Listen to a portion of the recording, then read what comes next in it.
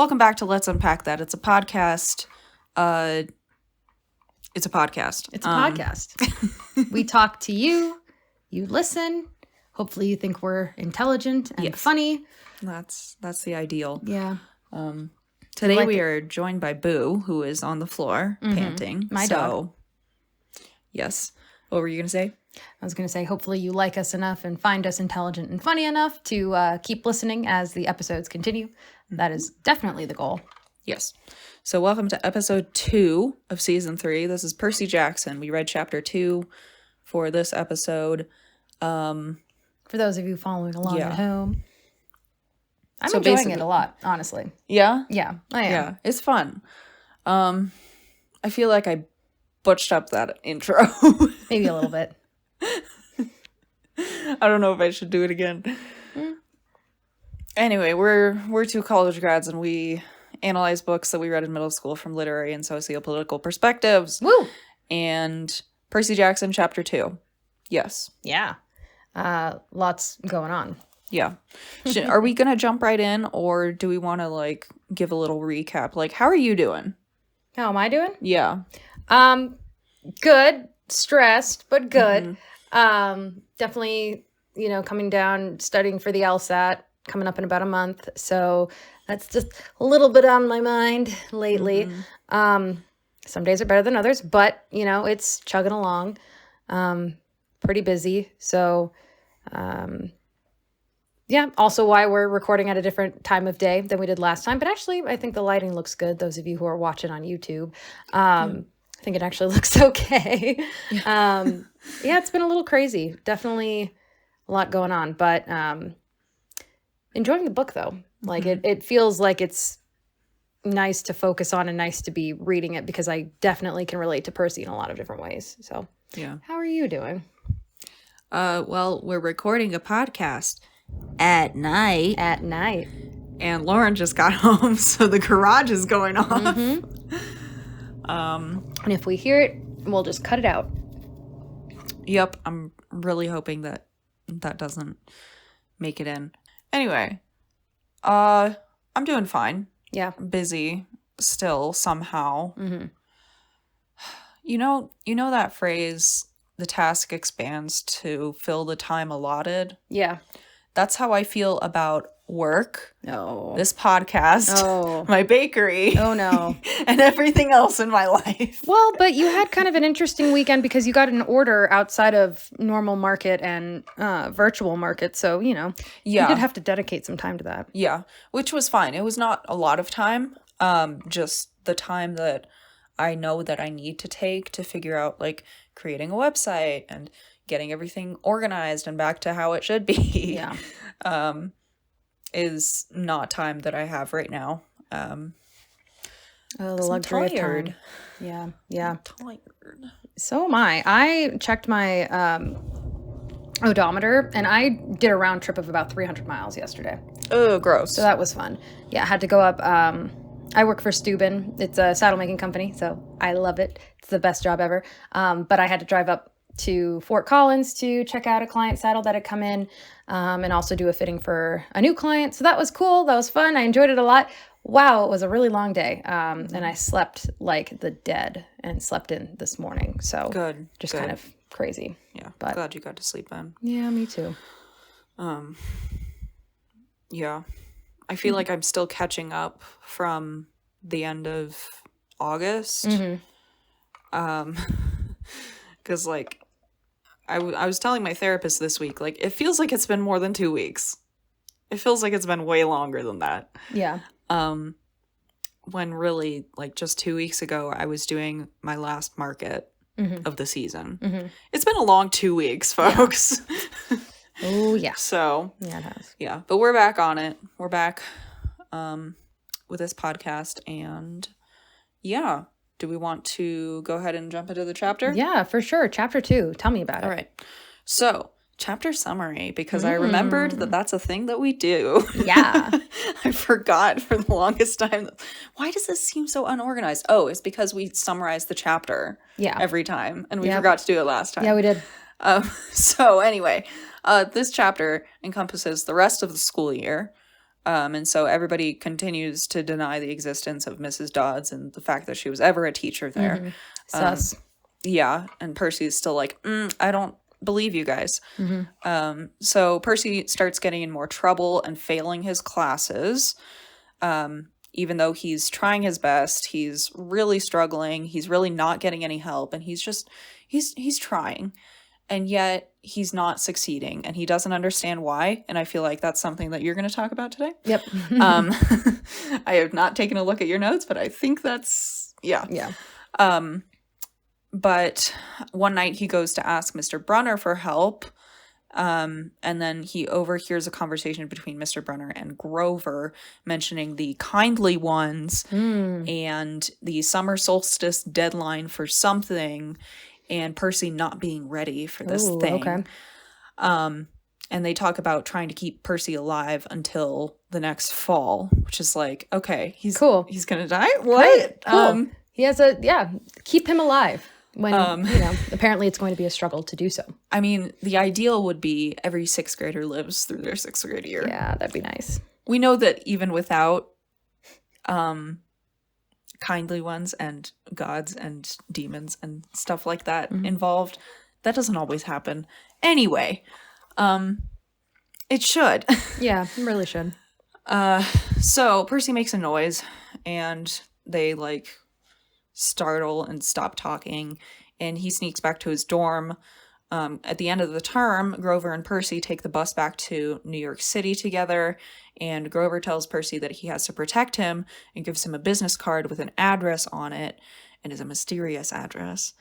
The bus breaks down by a fruit stand with 3 old ladies knitting giant socks. Random.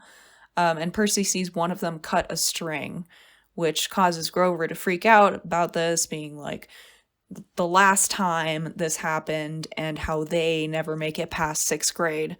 And that's where the chapter ends. Right.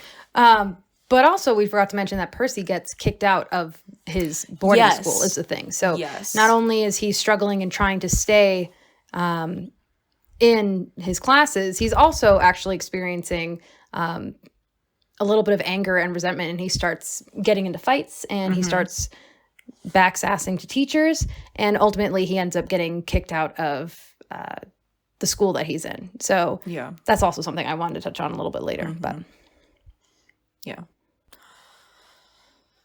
Good chapter. Yeah, good chapter. A lot happens. I mean, it is the rest of the school year. So, yeah. Kind of frustrating that nobody is fucking helping this kid. I know. They're just expecting him to do it. It's a school for troubled kids, whatever troubled means. Yeah. They've been getting in trouble. They've been, fighting, presumably. They haven't had the best grades. They're there for that exact reason, and yet he does not even have a counselor at this school. Yeah, there's, no one for him to go and talk to. Yeah, and he is, obviously not medicated.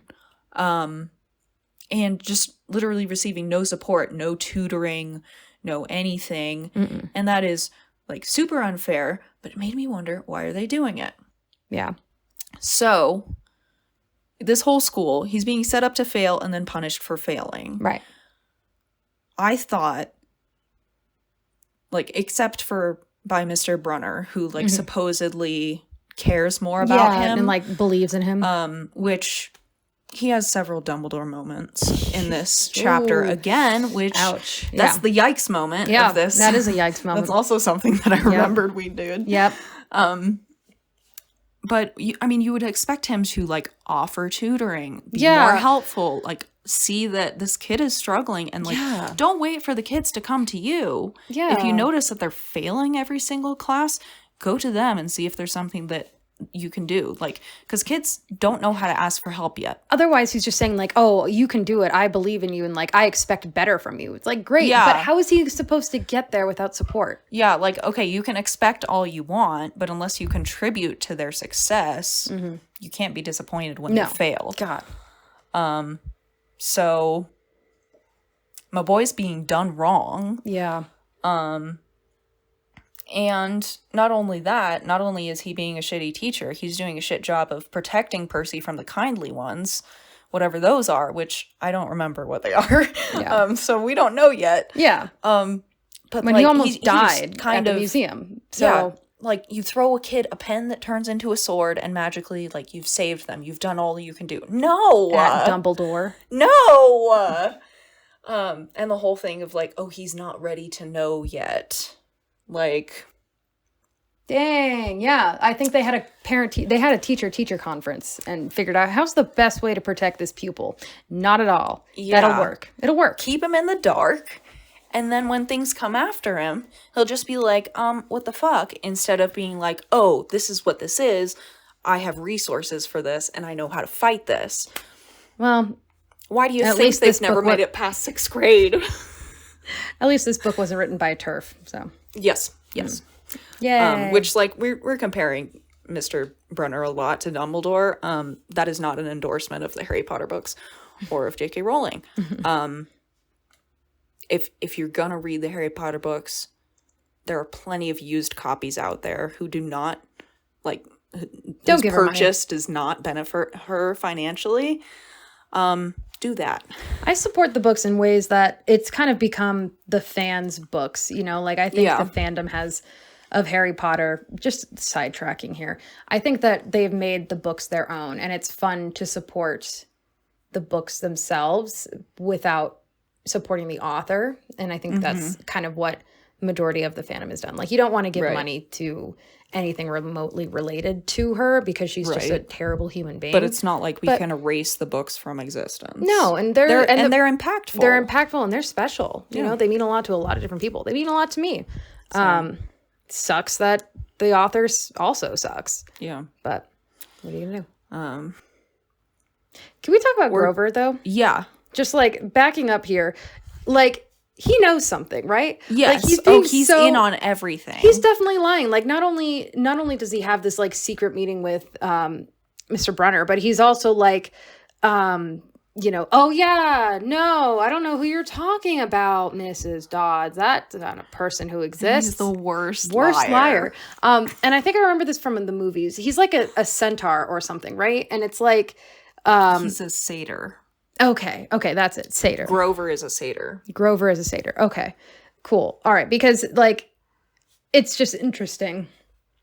And I remembered that because I remembered, when we were reading that chapter when he was in the office speaking with Mr. Brunner, that they heard like clip-clopping sounds like hooves, and I was like, wait, that guy's like something, isn't he? And this is like a recovered memory.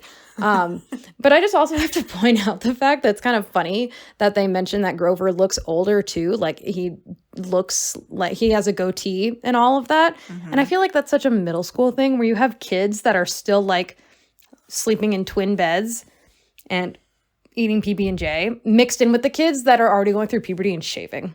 And like, what a fucking hellscape middle school is. I mean, I was like pretty much the same height I am now in middle school. I was the exact same shoe size. Meanwhile, there was a kid in my class who was 6'9". Jesus. And continued to grow. Oh my God. Like middle school sucks. Like, geez, it's awful. Like, let's put that down there right now. It's kind of interesting that, and I wonder if this is going to play into it a little bit more. Assuming all of this stuff is happening on a, regular, like on a more frequent basis happening now, I wonder if it's significant at the age at which Percy is and when things kind of start changing in general, you know? So. Yeah, I mean, that would make sense. I deal with like not a like great amount, but a couple of like teenage boys in my work. 12 is the age that they become pissy. Yeah.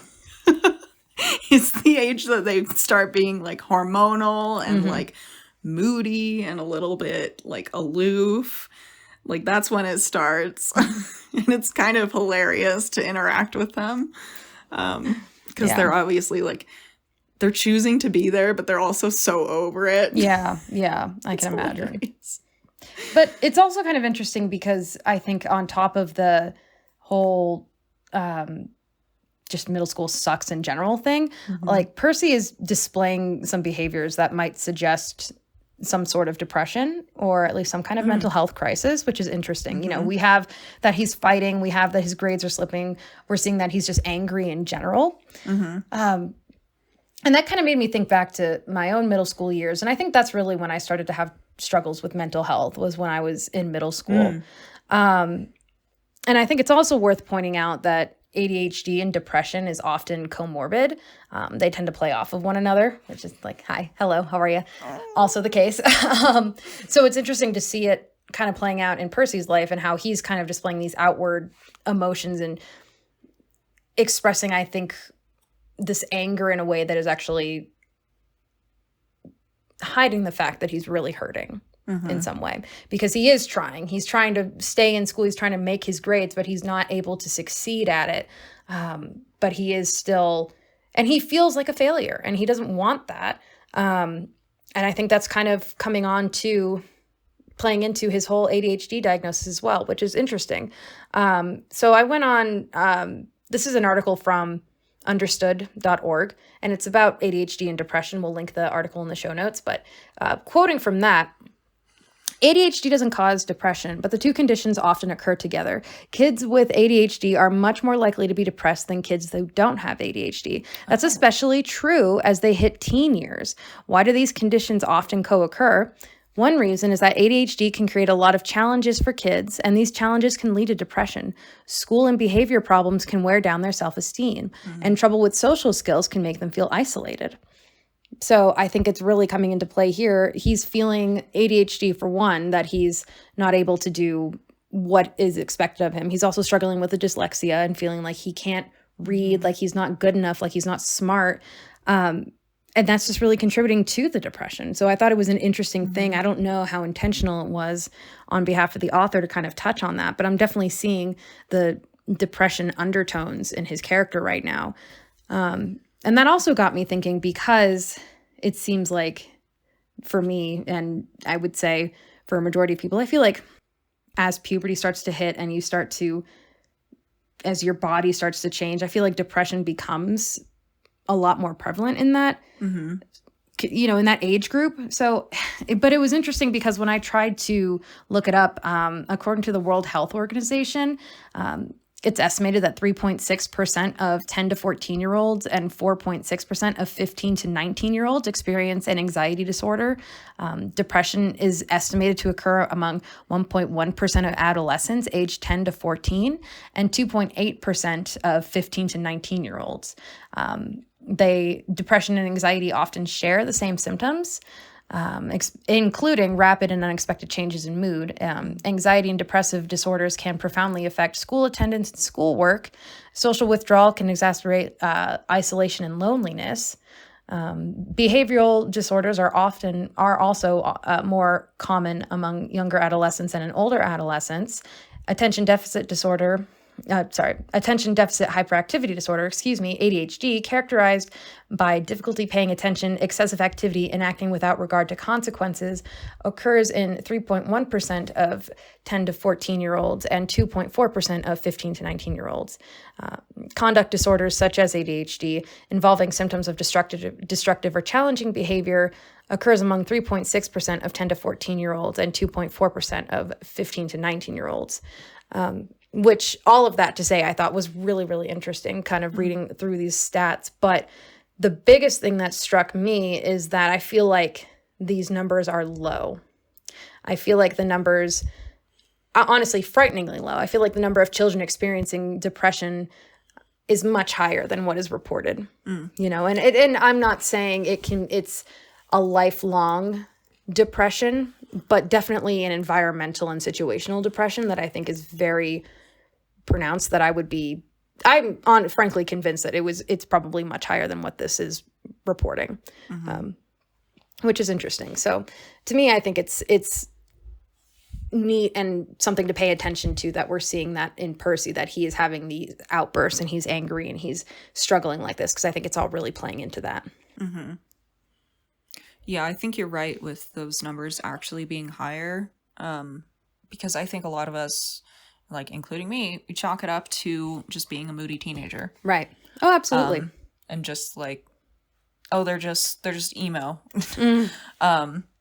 when really, like, we don't know the extent of what's going on with all these kids. Yeah. And in a lot of cases, we don't bother to know because it's just so normalized that, oh, they'll get over it. It's just a phase. They'll get through it. When, like, they might get through it faster if they had some support. No kidding. Just because they will get through it doesn't mean it's not going to be miserable in the moment for them. And they're allowed to feel the way that they feel because emotions are so heightened when you're that age, when you're a teenager too. So yeah, everything is so important. Everything matters way much. Everything is like, there's so much pressure. Yeah. So I mean, I feel bad for little me and I feel bad for Percy because it's like, Jesus Christ, he is trying. Yeah. One of the reasons that I thought that maybe he wasn't getting the support that he was, that he needed is because of money. Oh, really? So in this chapter, we get a little glimpse of the socioeconomic, bullshit of this school. Okay. Basically that all of the kids are spending their vacations in Europe and at their summer homes and at mansions. And even when Percy gets Grover's address, he's like, oh, I thought this kid was poor like me, but he's not. He lives in a mansion in a summer home. Yeah. And so Percy is like the only one there possibly on like financial aid, who like is not there just by the wealth of his parents. And we find out later, like, his mom's a single mom. She's raised him by herself, and they're like not very well off. They're pretty poor. Yeah. And so with this being the socioeconomic background of most of the kids in this school, Percy already feels excluded from them because he's not wealthy like them. But it made me think, is this private school just a scheme to get these rich kids money? And so I did a little bit of research on private and public schools, but here's my theory with this school is because, like, there's no way that you make a school for troubled kids and all of them are coincidentally wealthy. Yeah. You only get that type of school by catering the experience and by advertising it to wealthy parents who just have little shits of children. Can I jump in on this? Yeah. This is a complete tangent, but it actually is in my notes, which is hilarious. But there is actually a very scary true story about a boarding school. It's called the Elon School. And I found out about this through one of my favorite podcasts, My Favorite Murder. It was episode 241, where they talk about the school. And there's also a documentary about it called The Last Stop. But it's essentially this behavioral modification school that was in Maine. True story. That essentially, I'm trying to think of how to explain it, but it's, they would have kids like choose someone out of the group, and then all of the kids would just scream at them and like tell them these horrible things. Shit. And there was stuff like sleep deprivation. There was stuff like withholding food. And it was meant to be this like, you're going to change for the better because you're troubled. But it was also catered toward the extremely wealthy people of the East Coast. So like it was very expensive to go to, but it was like, oh, your last stop because you're screwing up and you've been kicked out of every other private school. So we're going to send you to the Elon School to, reform yourself. And ended up being this complete shit show, like completely sadistic, gross, negligent treatment of these kids. And I don't know, I can't remember all of the full details, but I was thinking about it and that you just reminded me of it too, with like catering to the wealthy, because it was a very expensive school to go to, that were basically torturing these children. And, I don't know if any of them ended up dying, but I do know like some of them were never the same again. So if you're interested in any of that, episode 241 of My Favorite Murder, also documentary The Last Stop, because shit was wild. Like I can't explain to you how crazy it is. It was beyond, it was almost like cult behavior, brainwashing, and just completely depriving these children of their rights. So But all because, it was expensive and because rich parents could pay to send them there. Yeah. I mean, that reminds me, I just listened to a podcast with a fictional version of that. Yeah. Which it wasn't a school. It was literally a prison for adults. Oh, boy. But one of the activities that they did was deconstructive criticism, where everybody just yells at one person. Yeah. It's the Penumbra Podcast, if you want to listen to it. An amazing podcast. Yeah. This was Juno's deal in the Clean Break, which is the latest story from them.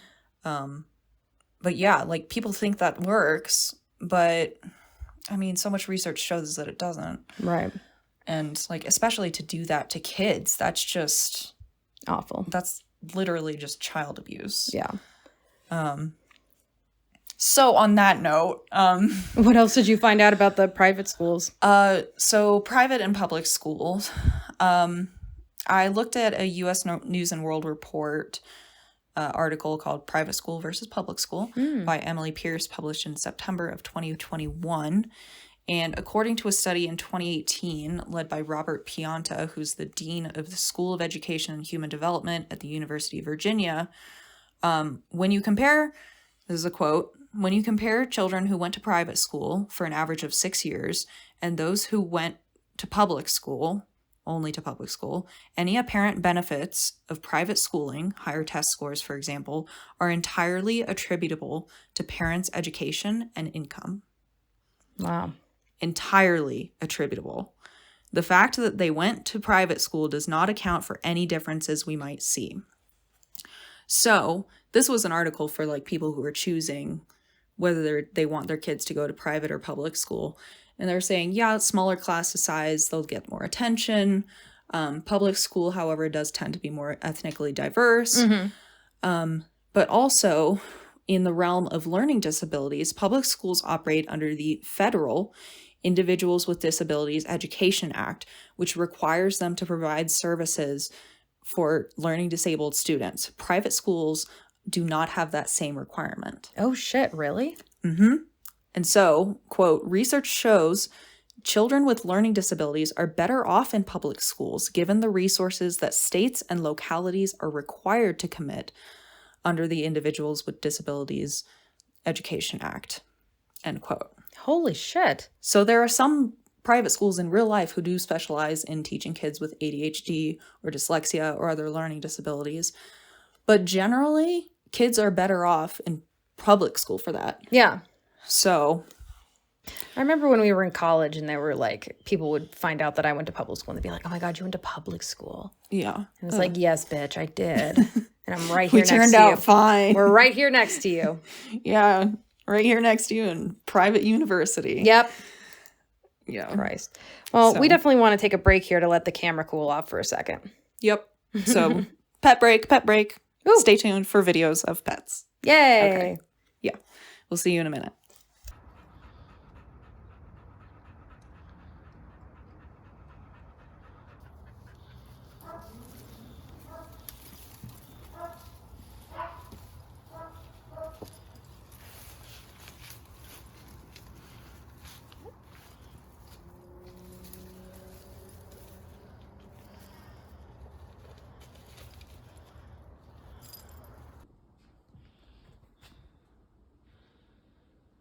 What are you doing, baby?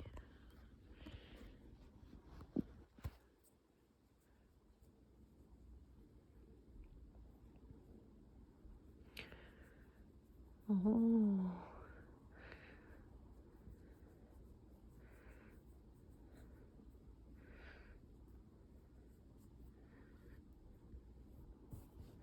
We're back. Hope you enjoyed those pet videos, which I will be collecting over the next couple of days. Yeah. They haven't happened yet. Yeah. Or maybe some of them have. I already have a ton of them on my phone, so Oh, okay. not going to say anything. That works. That works. Yeah.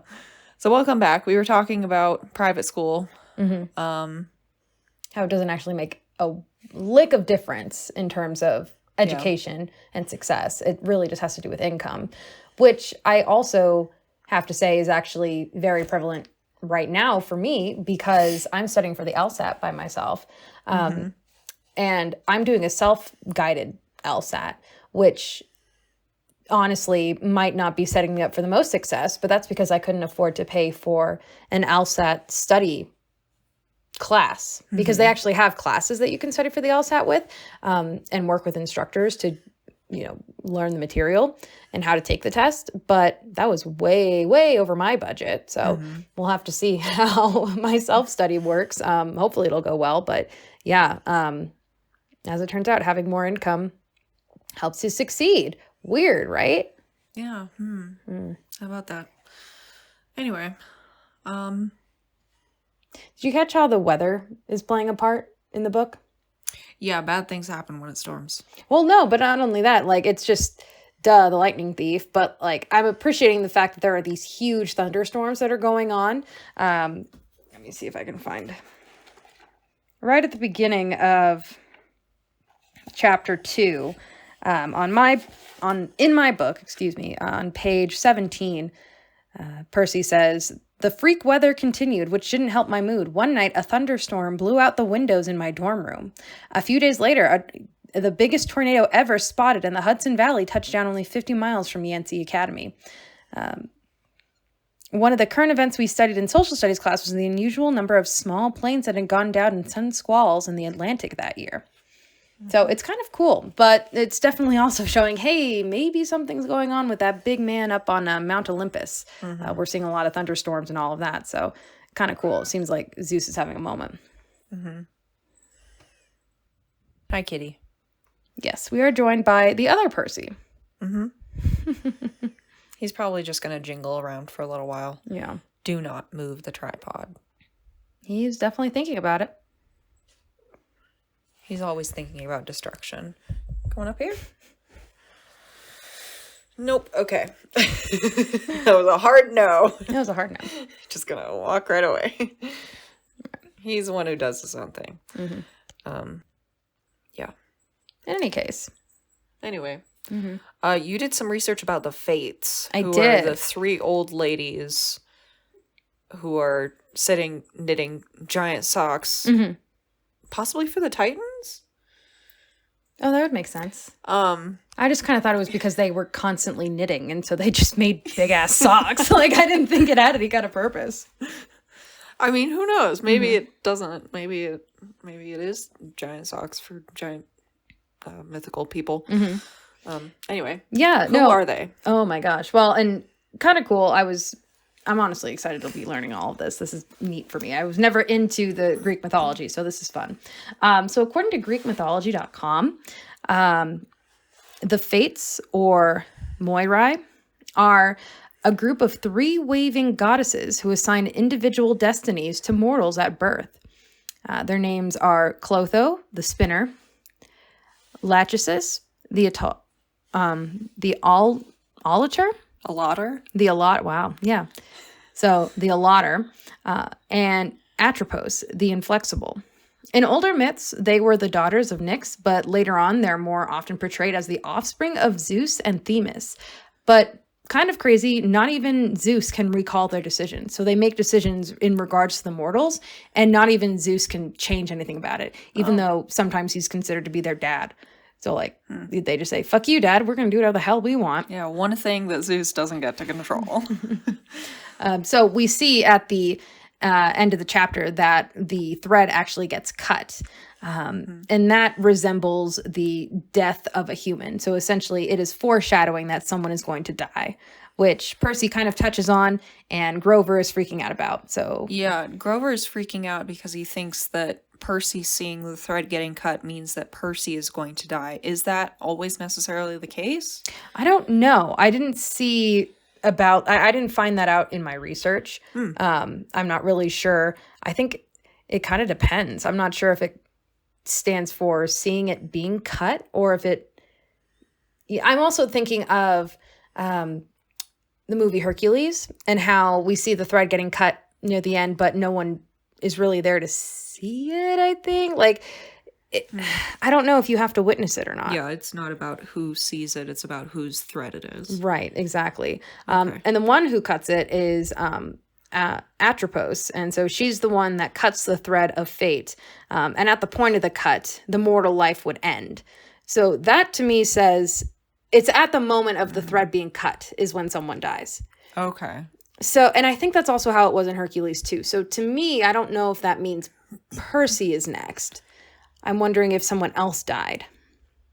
But I don't know. Maybe them like looking him in the eye as they're cutting it is more of a menacing thing. Also, side note, I have never seen the entirety of Hercules. Oh, we should watch it. I think it's Mallory's favorite or one of her favorites. Aw. Yeah. Yeah, I mean, I want to see it. I wanted to see it. I just never got the chance to actually watch it all the way through. We will definitely have to watch it. I think it would fit in right now. But bottom line, the Fates, drama. You know, someone's going to die. Either they've already died or maybe Percy's marked for death. Who knows? Definitely not good. Can I add something? Yeah. When you said that they're also called the Moirai, I immediately thought of Moira from Schitt's Creek. Why did I also have that same thought? Now I'm just imagining. The baby. It is time to die. Time to die. Now I'm forever. I'm going to imagine her 3 times over. But there's 3 of them in her different wigs. And they're all knitting. And one of them is like, oh no, the baby. Snip. And then just keeps going. It's canon. I like it. All right. Yes. Stories, man. It's a good show. All stories are entwined, and stories repeat themselves. Absolutely. Moira Rose being the Fates. It's a thing. Yes. Yeah. I don't know. Do you have anything else you want to add about the chapter? I mean, I don't think so. It's kind of setting up the summer where everything is going to happen. Yeah. Because kind of the opposite of a lot of books, not everything happens during the school year, everything happens during the summer in these. Yeah. And that's like to be seen why and where. But yeah. Yeah. To directly quote my notes, when it comes to the Fates, someone's fucked. So we'll have to see who that is. Yeah. I would love to just be an old lady knitting at a fruit stand. Would you also like to have the power to end someone's life? Are we trying to incriminate me with this? I don't know. It's an honest question. I mean, I don't think so, no. I don't know if I believe you. No, I think you would. No. You are much more revenge oriented than I am. I don't agree. You believe in hell for this reason, and I definitely don't because of this. I mean, there are some people that just absolutely deserve to burn for all eternity. And Donald Trump, your time is coming, buddy. You're gonna pop so much champagne when you croak. And this is exactly what I mean. Can't wait to pee on your grave. It'll be great. Side note, the Queen died. Oh shit, yeah. That happened since the last time. That happened since the last episode. That was obviously the monarchy is really fucked and they have not done great things. But for me, just the huge piece of history and the change that death brings, that's what got me really emotional. As someone who loves history, I was like, oh fuck, that's a damn, okay. Yeah. I mean, I wasn't really emotional because I don't feel like we're losing anything. Because her whole life is very well documented. Oh yeah. All of her thoughts are very well documented, including her not so nice ones. Yeah. And her very colonialist ones. Thoughts and actions. Yeah. So for that reason, I'm barrier. But here's the thing. Now that she's dead, there's a queue that's miles long to see her body. Well, not as of this episode being released. She will be buried tomorrow at the time of this recording. So it's the 18th. Queen Elizabeth will be buried tomorrow. But last I heard, the longest the line got to pay respects to her was 22 hours. Okay, I might have heard a little bit longer than that. Oh, really? Then I would take that too. I don't know. People went to the hospital in line. Wow. There were injuries and incidents. Yeah. And like... That I believe. I mean, when you're waiting in line for 22 hours to see a body... You're going to get... Well, not even a body. You're going to get dehydrated. Yeah, and you're going to get grumpy. That too. I don't know how much of it was like fights versus like people not eating. Maybe. But another thing which I think is more important, like she died. Mm-hmm. That's an important event. Mm-hmm.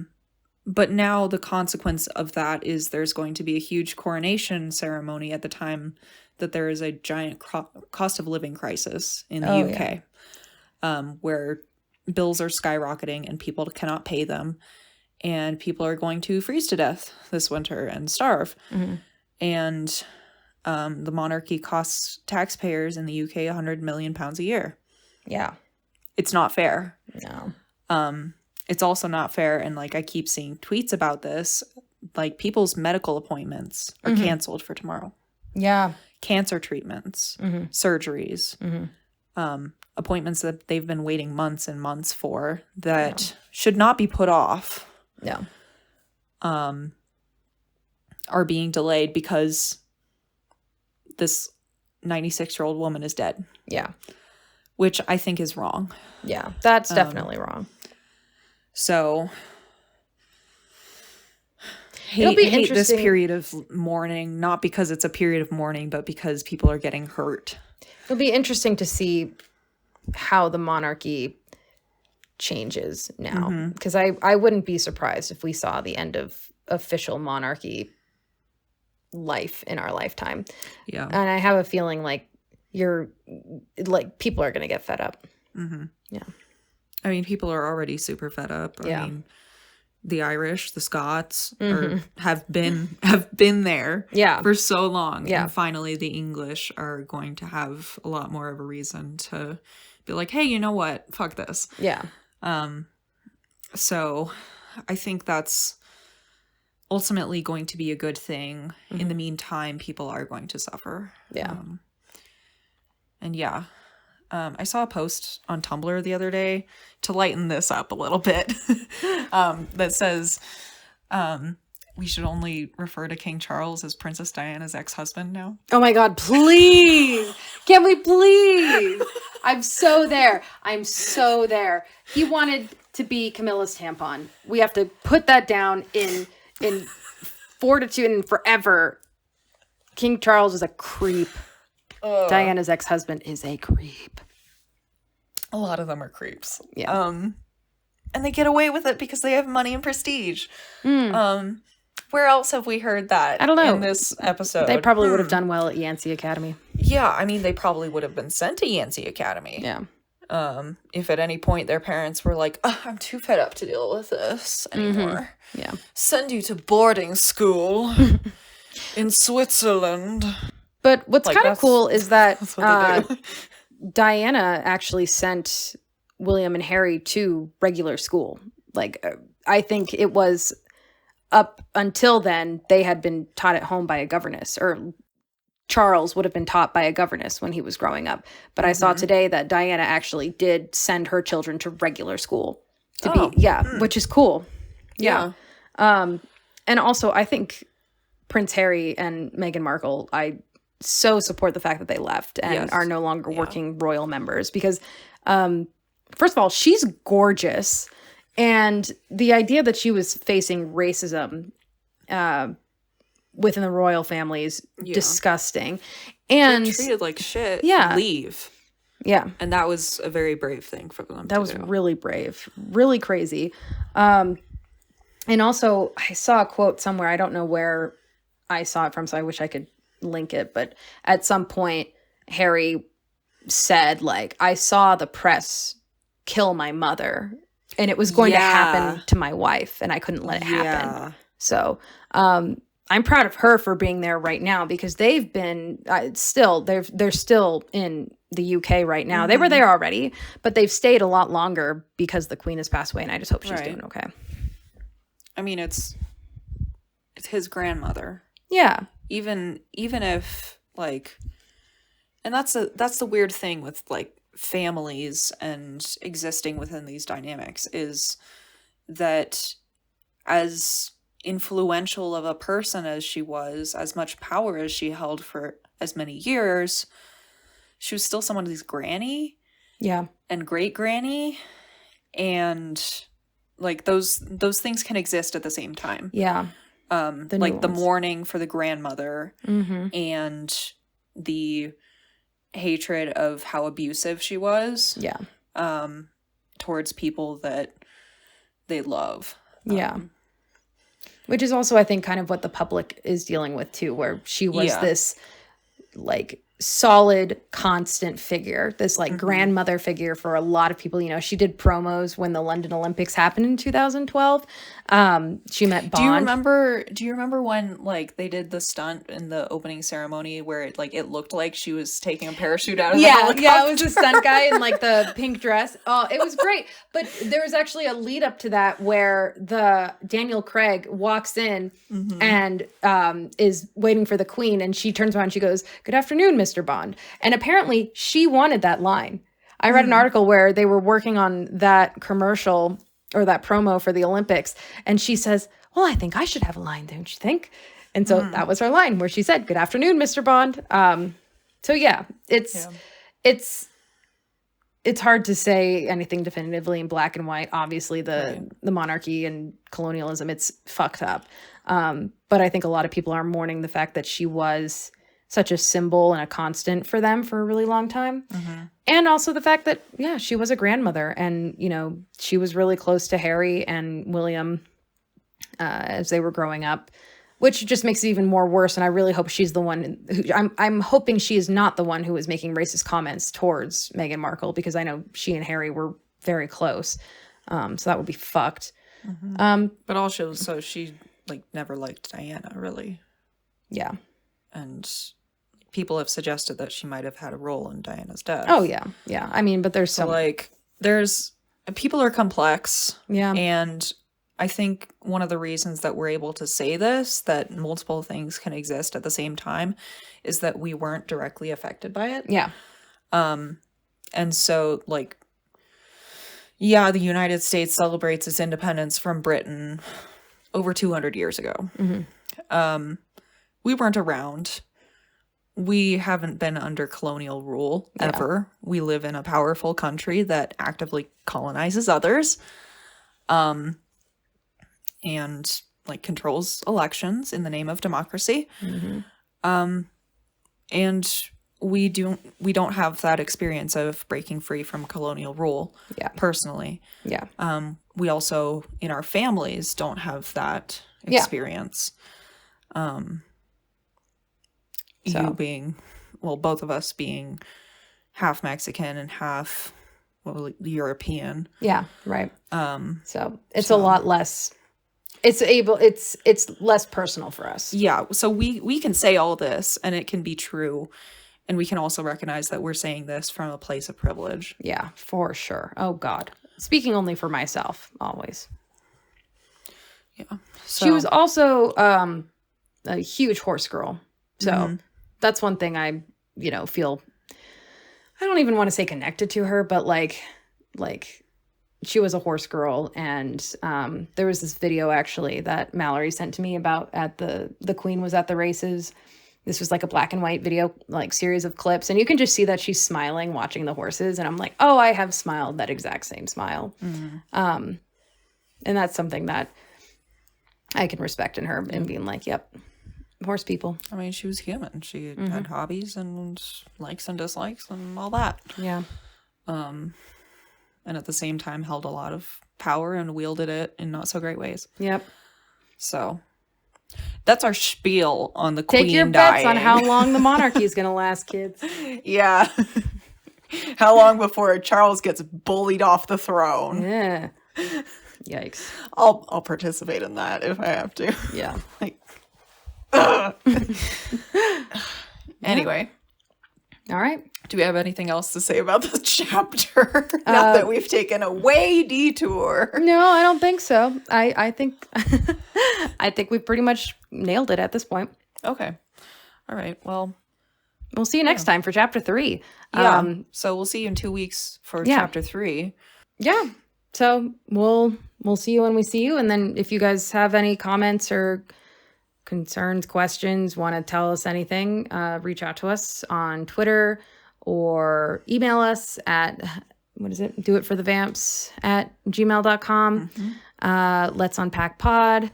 Yeah. It's all good.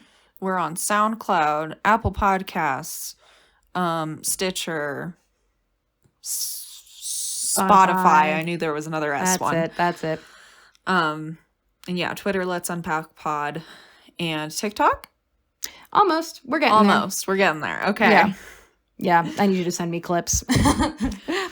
Okay. Yeah. So we'll get there. Yeah. Alrighty, guys. But for now, don't get wet. We're still going with that one. Yeah, we are. Until you come up with something better. All right. I'm trying. Y'all. I know. Okay. All right. Bye. Bye.